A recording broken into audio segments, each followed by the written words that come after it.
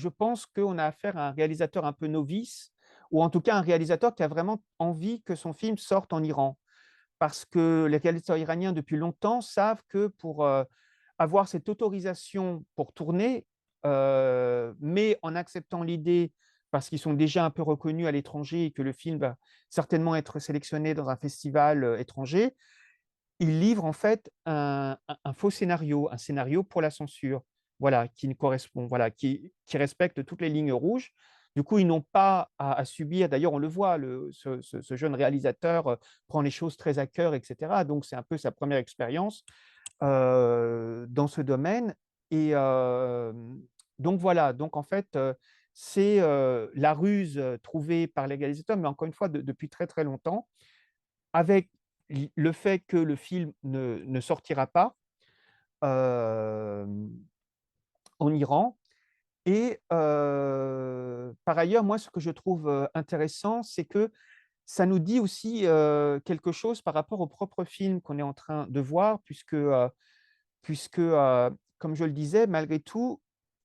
même si on est véritablement sur la ligne rouge dans, Chroniques de Téhéran, il n'empêche que, le film respecte ces lignes rouges, par exemple, montrer une petite fille, sans voile, hem, lorsqu'elle a moins de 9 ans, ce n'est pas interdit. Or, il se trouve que dans le film, on nous explique qu'elle doit prendre, ces vêtements-là pour une cérémonie, religieuse à l'école, qui est précisément la cérémonie qui marque son entrée dans la puberté, qui est la cérémonie des 9 ans.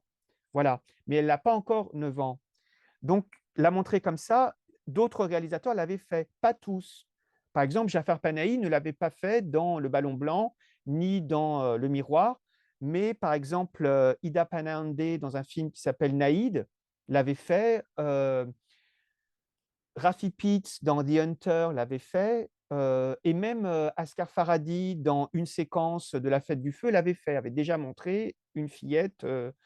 de moins de 9 ans, voilà, sans voile et par ailleurs, montrer une femme, qui a les cheveux ras, qui ôte son voile comme le fait la chauffeuse, pas la chauffeuse, la conductrice de taxi, ça, ce n'est pas non plus interdit. Là, pour le coup, Kiarostami l'avait fait dans une séquence de Ten. Voilà et d'autres réalisatrices, aussi,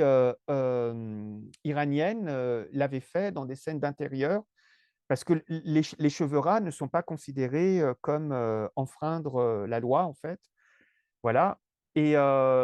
mais si vous vous souvenez, dans une autre, séquence, lorsque, la directrice d'école s'aperçoit que,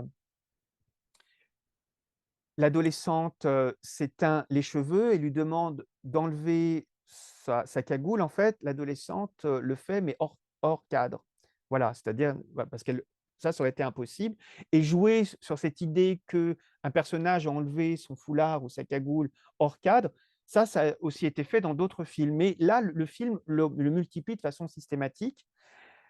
et cette idée de la mort du père que l'on ne peut pas non plus, montrer, dans un film, cela étant, des réalisateurs l'ont fait puisque, voilà, c'est des choses, qui peuvent, se produire, mais des réalisateurs qui ont aussi, là, qui avaient certainement tourné effectivement, en montrant, un scénario qui ne le mentionnait pas. Par exemple, Leïla et ses frères se terminent par la mort du père et comporte aussi une gifle donnée au père, qui est une scène qui choque aussi beaucoup les spectateurs, non iraniens, parce que c'est des images qu'on voit nulle part, en fait, même dans l'histoire du cinéma. Moi, j'ai pas de souvenir, en fait,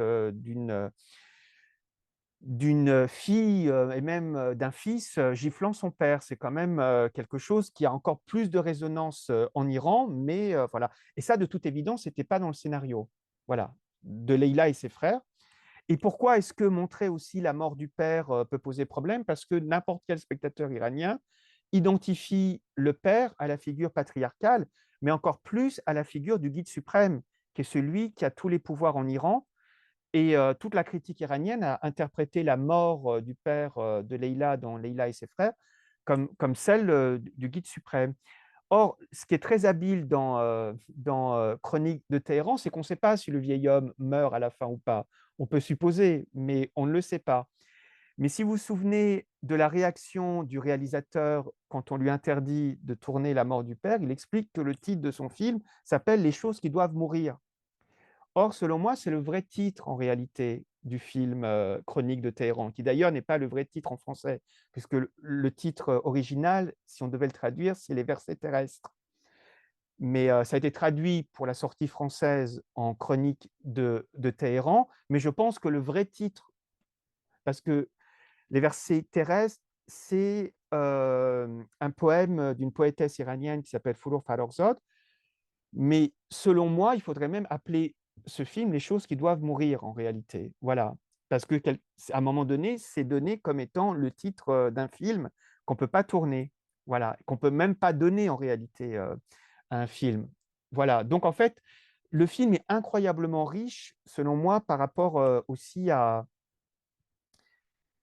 tout ce jeu du chat et de la souris qu'il y a, entre, les artistes, et la censure en Iran depuis 45 ans, mais qui arrive au terme, de ce jeu selon moi. C'est-à-dire, moi je ne conçois plus que, des réalisateurs soient prêts à poursuivre, à continuer en fait, voilà, ce compromis-là avec, la censure et d'une certaine manière, on le voyait déjà, par exemple, avant même tous ces événements-là, dans un film comme, Aucun ours de, Jafar Panahi, qui est le 5e film que Panahi tournait sans autorisation. On sentait bien que lui-même se montrait,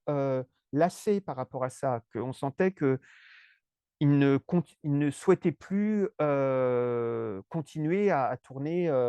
sous cette forme-là, juste, en étant heureux d'avoir, réussi, lui, à s'en sortir, alors qu'il se passe, des choses, autrement graves, dans le pays et qu'il faut, en rendre compte. C'est un peu toute la signification pour moi de la dernière séquence de Aucun ours et d'une certaine manière, de la dernière séquence aussi de Chroniques de Téhéran avec, cette idée un peu d'une fin, de la fin d'un monde et qui là aussi est utilisé de façon, très habile parce que je pense que n'importe quel, spectateur comprend ça comme étant la fin d'un monde, mais d'un monde tyrannique. Or, là encore dans le film, peu de temps avant, en fait, il y avait la récitation d'un verset, du Coran que le demandeur d'emploi identifiait comme le verset du tremblement de terre et on lui expliquait que non, c'était le verset du jugement dernier. Sauf qu'à la fin, en fait, on interprète ça plutôt comme un tremblement de terre ou une colère, en fait, populaire, plutôt qu'un jugement dernier. Mais le fait que les réalisateurs aient mis dans leur film une référence au jugement dernier fait qu'ils peuvent toujours essayer d'expliquer à la censure, même si la censure n'est pas dupe, mais la censure est obligée de l'admettre, que en fait, ils voulaient peut-être plutôt dénoncer le vice, qu'il y avait, dans la société et que c'était le jugement dernier et un verset qui est récité, par ailleurs dans le film. Voilà, mais encore une fois, personne n'est dupe. Ce qui montre aussi que même si les réalisateurs peuvent se réfugier derrière ça, ça devient encore plus drôle et grotesque que, qu'on comprend que, en fait, voilà, ils cherchent même pas en fait à se protéger plus que ça, en fait. Ils cherchent aussi à montrer que tout ça ne rime plus à rien d'une certaine manière.